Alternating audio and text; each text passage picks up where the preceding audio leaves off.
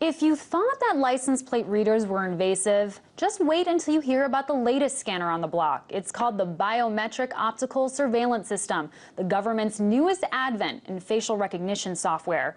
According to recently released FOIA documents from the Electronic Privacy Information Center, we now know that the Department of Homeland Security is making considerable progress on a face scanning tool.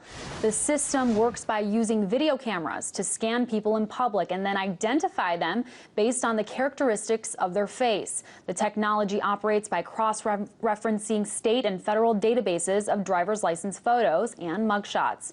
And while this technology will certainly aid law enforcement agencies, privacy and civil liberty advocates are now heavily cautioning the ways in which this system can be abused. Joining me to discuss this more is RT producer Adriana Ucero. I hope I said that right. Oh, you got it straight on, right on the nose, Amira. Thank you so much for joining me. So the FBI, we know the FBI is separately developing something called the Next Generation Identification Program, and it also entails facial recognition features. So I'm trying to figure out what's the difference between these two different systems. Well, honestly, the short answer is not much, because facial recognition, it actually works around the same way, which is, you take a picture, it scans of your face, usually head on, it scans, and then it cross-references with a database, usually an existing database at this point, that actually goes and measures different points in your face in order to make an ID. Right? The only difference in this case is that the Department of Homeland Security has a much bigger area in order to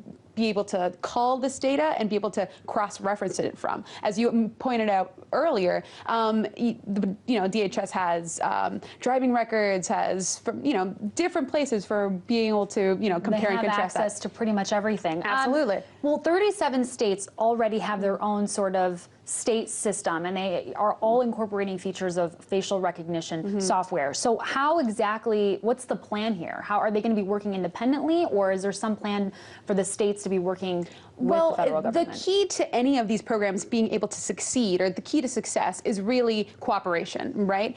None of these states are an island in and of itself. So in order to be able to get that data, and for that data to be valuable in any way, they have to be able to identify different red flags that are in different areas in order to better safeguard from any criminal activity, any acts of terror, so on and so forth. So different faces of law enforcement have to work together in order to just be able to identify these things before tragedies or crimes are committed. So this has to exist beforehand. Right. And of course, law enforcement agencies claim that this is going to better help their operations, help them catch criminals. But why is this going to be such a threat to our privacy? Well, what's interesting is, it all boils down to how this information is being used, right? Because you would only expect this to happen, that technology would modernize in order to catch up with the way that the world works today, right? But the problem always lies in how it is being used and how it's being gathered, and how, at the end of the day, how is it going to affect our daily lives, right? So that's when that problem comes into play. It's when we don't know exactly how and why and when this is going to be used. Sure. And of course, defenders will say, well, I mean, we have no reasonable expectation of privacy when we're in the public. Well, that's interesting, right? Because we live in a, in a society right now where everything's posted, everything's uploaded, right? You like, you dislike, you do all these things, right? But in that situation, there is an actual relationship where the user, the poster himself, is actually sharing that information, right?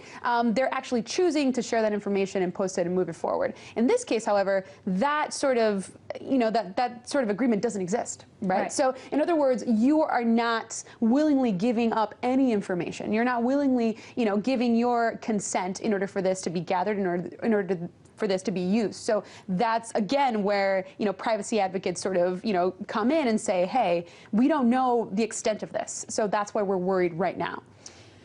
And what about legal oversight? Are there any regulations, or does the government sort of have free rein on this? I mean, with all the disclosures that we've seen so far, thanks to the latest from Edward Snowden and so on and so forth, that continue to just roll out every couple of weeks almost, we see that essentially there isn't any oversight, right? That's the big problem. Or the oversight that exists is secret, so we don't know exactly how things are being, taken into account, how things are actually being monitored, if they're being monitored in which way, what violations are occurring. So we don't know because that information is not available to the public. So that's also a big part of this conversation, right? Is to be able to create said mechanisms in order for this to exist, in order for all of this to coexist in the same Sure, plane. and finally, I want to ask you, in the case that we willingly do give up our information, we post our pictures all the time of our family, of ourselves, is that all just,